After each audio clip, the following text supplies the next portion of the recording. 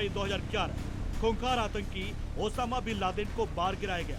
तारीख 6 अप्रैल 2026 दुश्मन की जमीन पर फंसे पायलट को बचाया गया।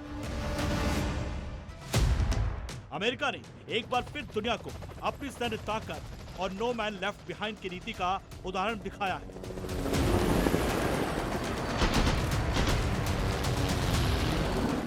मिडिल ईस्ट में तनाव के बीच एक अमेरिकी पायलट को बचाने के लिए ऐसा रेस्क्यू ऑपरेशन चलाया गया जिसे देख पूरी दुनिया दंग रह गई। मैच 36 घंटे के भीतर दुश्मन के इलाके से घायल पायलट को सुरक्षित निकाल लिया गया। मामला उस वक्त का है जब अमेरिकी F-15E फाइटर जेट पर हमला हुआ। विमान के दोनों पायलट ने समय रहते इंजेक्शन के जरिए अपनी जान बचा ली। एक पायलट को तो कुछ ही घंटों में रेस्क्यू कर लिया गया, लेकिन दूसरा एयरमैन ईरान के पहाड़ी और घने इलाकों में फंस गया। यह इलाका कोगिलुये और बोयर अहमद प्रांत का था। कठिन पहाड़, घने जंगल और दुश्मन की नजर। ईरान के IRGC उसे पकड़ने के लिए हर संभव कोशिश कर रही थी। यहाँ तक कि स्थानीय स्तर पर इनाम की घोषणा भी कर दी गई थी, लेकिन घायल होने के बावजूद अमेरिकी पायलट ने हार नहीं मानी।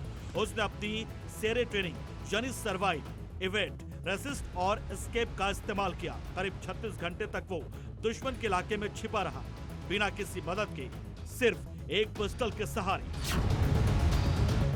इस बीच CIA ने एक चाल चली। ईरान के भीतर गलत जानकारी फैलाई गई कि पायलट को पहले ही ढूंढ लिया गया है। इससे दुश्मन की तलाश भटक गई।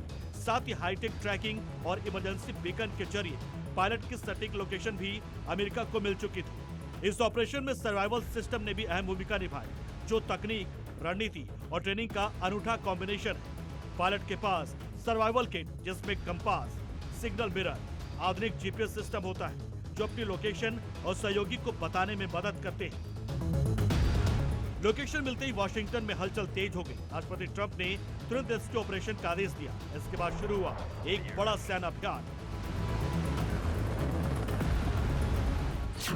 जिसमें 200 जवान के साथ 155 एयरक्राफ्ट शामिल थे। इनमें 64 fighter jet, 4 bomber, 48 refuelling tanker और 13 रेस्क्यू एयरक्राफ्ट शामिल हुए। सबसे बड़ी बात यह थी कि इस ऑपरेशन को अंजाम दिया अमेरिकी नेवी की सबसे खतरनाक यूनिट सील टीम 6 ने। ये वही यूनिट है जिसने 2011 में ओसामा बिन लादेन को पाकिस्तान के एबटाबाद में मार गिराया था। सील टीम की स्थापना 1980 में हुई थी।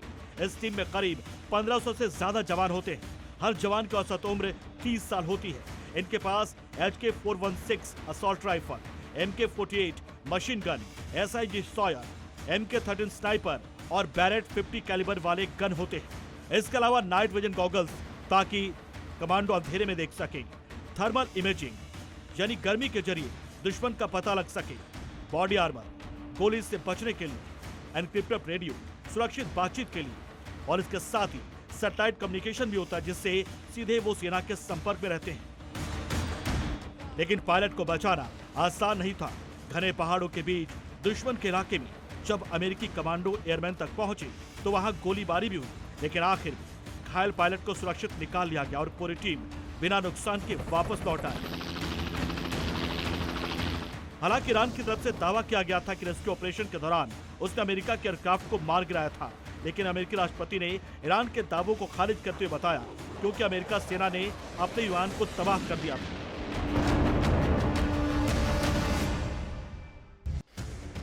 यह ऑपरेशन सिर्फ एक सैनिक को बचाने की कहानी नहीं है, बल्कि यह संदेश है कि अमेरिकी सेना अपने किसी भी जवान को पीछे नहीं छोड़ती, चाहे दुश्मन का इलाका हो, पहाड़ हो या मौत का खतरा।